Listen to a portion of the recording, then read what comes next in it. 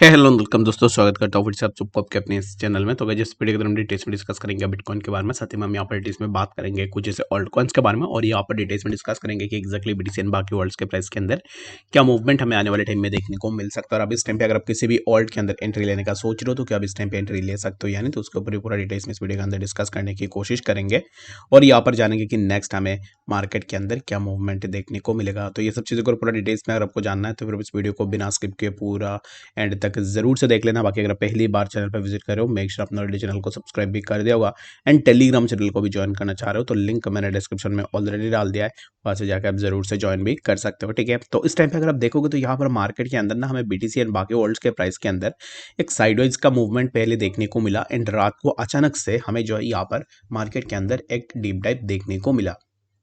तो यहाँ पर इसके पीछे रीजन क्या है and why did we have seen that dump, तो इसके ऊपर पूरा डिटेल्स में डिस्कस करेंगे।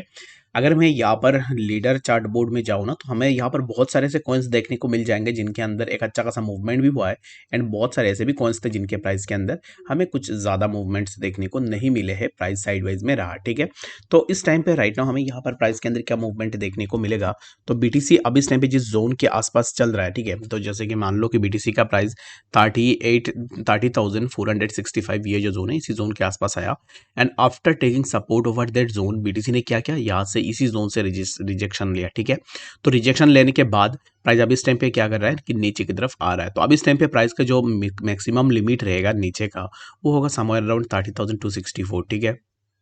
तो 30,264 ये जो जोन होगा 30,264, यस 30,264, यहाँ पर क्या होगा कि प्राइस अपना सपोर्ट सस्टेन करने की कोशिश करेगा। तो अगर यहाँ से बीटीसी फिर से नीचे आता है, लेट सपोज कि प्राइस कुछ इस तरीके से नीचे आया तो प्राइस यहाँ पर फिर से सपोर्ट लेगा, after taking support over that zone यहाँ से प्राइस कुछ इस तरीके से ऊपर की तरफ मूव करने की कोशिश करेगा। तो ये बीटीसी के लिए एक फास्ट पॉइंट रहेगा जहां पर बीटीसी अपना सपोर्ट को होल्ड करने की कोशिश करेगा। ठीक है, तो ये एक फास्ट पॉइंट है। And the second point would be that कि अगर प्राइस यहाँ से इसी जोन से ब्रेकडाउन ले लेता है, मान लो कि प्राइस ने यहाँ से ब्रेकडाउन ले लिया, तो ये जो ब्रेकडाउन होगा इस ब्रेकडाउन के बाद हमें प्राइस के अंदर एक अच्छा खासा डीप डाइव देखने को मिलेगा। ब्रेकडाउन कैसे होगा कि प्राइस यहाँ से नीचे आया, उसके बाद फिर से प्राइस ने इसी जोन पे रीटेस्ट किया, और ये जो रीटेस्ट है ये रीटेस्ट मान लो कि अगर ब्रेकडाउन हो जाता है तो चांसेस बहुत ज़्यादा रहता है कि यहाँ से रीटेस्ट फेल हो जाए। ठीक है, तो यहाँ पर रीटेस्ट फेल होने के बाद क्या होगा कि प्राइस के अंदर हमें एक डीप डाइव देखने को मिलेगा जो कि 29,912, लेटर ऑन हमें प्राइस जो है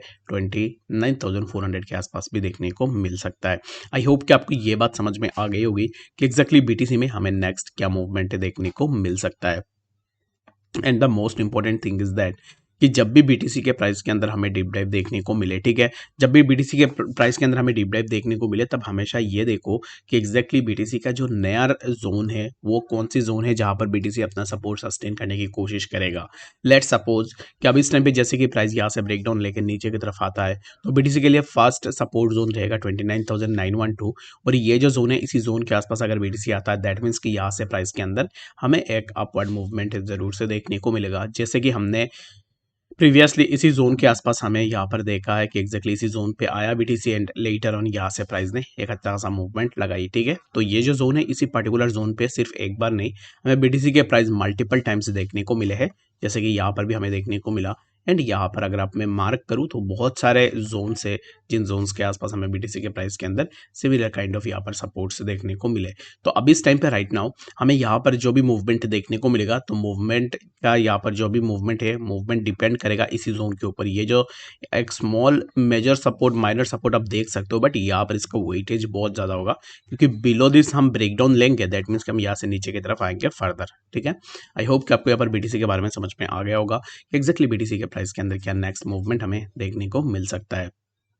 तो चलिए अब हम बात करते हैं सबसे पहले कुछ और ऑल्ट कॉइन्स के बारे में जो कि हो सकता है कि जिनके प्राइस के अंदर हमें एक अच्छा सा मूवमेंट देखने को मिले। तो सबसे पहले हम यहाँ पर बात कर लेते हैं कुछ और भी ऑल्ट कॉइन्स के बारे में। तो अब इस टाइम पे सबसे पहले हम यहाँ पर देख लेते हैं कुछ न्यूज़ेस के बारे में, जैसे कि कॉइनबेस का एंड सेक का मैंने एक ट्वीट शेयर किया था कल के दिन में, और जो कि मैंने ऑलरेडी आप लोगों से डिस्कस भी किया था इसी पर्टिकुलर ट्वीट के ऊपर। तो अब इस टाइम पे देखोगे ना तो बहुत सारे ऐसे काउंट्रीज है जहाँ पर कॉइनबेस एंड बाइनेंस को लेकर बहुत सारे जो है यहाँ पर एलिगेशंस लग रहे हैं इनसाइड इनसाइडर ट्रेडिंग, ये वो बहुत सारी चीज़ें हो रही है। तो ये जो अभी इस टाइम पे न्यूज़ेस निकल के आ रही है, चाहे कॉइनबेस के लिए हो या फिर बाइनेंस के लिए हो, तो ये जो न्यूज़ेस है, ये न्यूज़ेस मार्केट को एक अच्छा खासा इम्पैक्ट में डाल सकती है, क्योंकि यहाँ पर जब भी ऐसे बड़े एक्सचेंज को लेकर कुछ भी निगेटिव न्यूज़ या फिर उसको र्यूमर का हो या फिर रियलिटी का हो, अगर ऐसे कोई भी न्यूज़ निकल के आती है, तो फिर उनके अंदर इतना पोटेंशियल होता है कि वो मार्केट को मैनिपुलेट इजीली कर सकता है, ठीक है।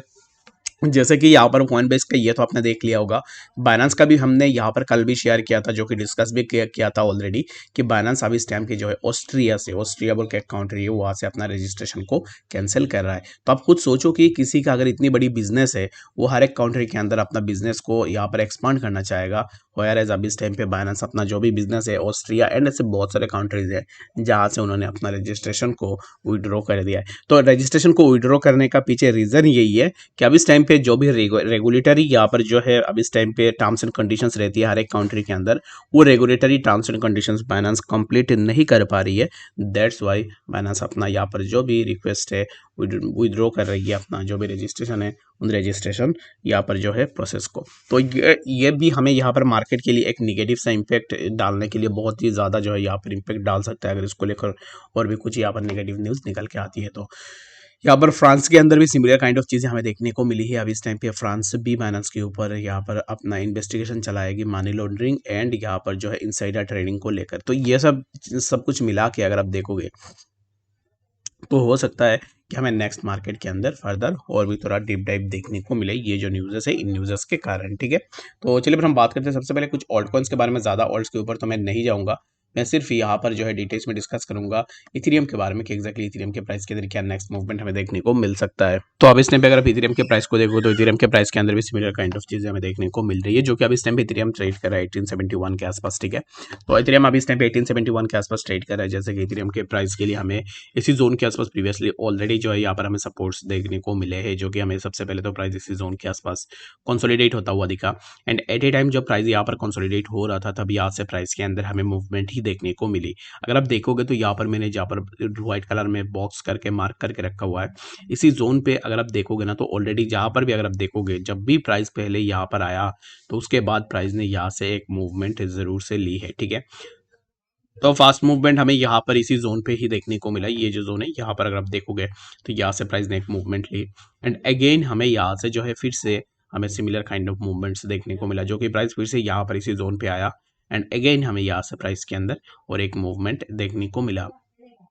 एंड अगेन हमें यहाँ पर इसी जोन के आसपास देखने को मिला price and after taking support over that zone यहाँ से प्राइस ने अगेन और एक मूवमेंट ली और ये जो मूवमेंट था आफ्टर दैट मूव हमें जो है प्राइस के अंदर थोड़ा डीप डाइव देखने को मिला एंड यहाँ से ये जो डीप डाइव है इसी डीप डाइव से हमें प्राइस के अंदर फर्दर और भी थोड़ा ड्रॉप डाउन देखने को मिल सकता है। तो अब इस टाइम पे इथेरियम के लिए बस यही है कि अगर आप एंट्री लेने का सोच रहे हो, अगर आप देखोगे तो यहाँ पर जो है इथेरियम पहले यहाँ पर एक हाई बनाया इथेरियम ने, ठीक है। उसके बाद यहाँ पर जो जितने भी हाईज है ना, सभी हाई इसी हाई से लो में है ना, एग्जैक्टली है कि नहीं आप मुझे बताओ। तो एग्जैक्टली ये जो चीज़ है इस चीज़ को आपको देखना पड़ेगा और रिसेंटली जो कि इथेरियम इसी जोन के आसपास आया था, यहाँ पर इसको ब्रेक करने की कोशिश की बट यहाँ पर ब्रेक नहीं ले पाया, इवेंचुअली हमें प्राइस के अंदर ड्रॉप डाउन देखने को मिला। तो इथेरियम में एंट्री हम तब लेंगे जब इथेरियम के प्राइस इसी जोन के अबव, ये जो जोन है इसी जोन के अबव अगर अपना सपोर्ट सस्टेन कर ले with good volume, then we can go for the long position in Ethereum and यहाँ से हमें जो है एक अच्छा खासा अपवर्ड मूवमेंट देखने को मिल सकता है।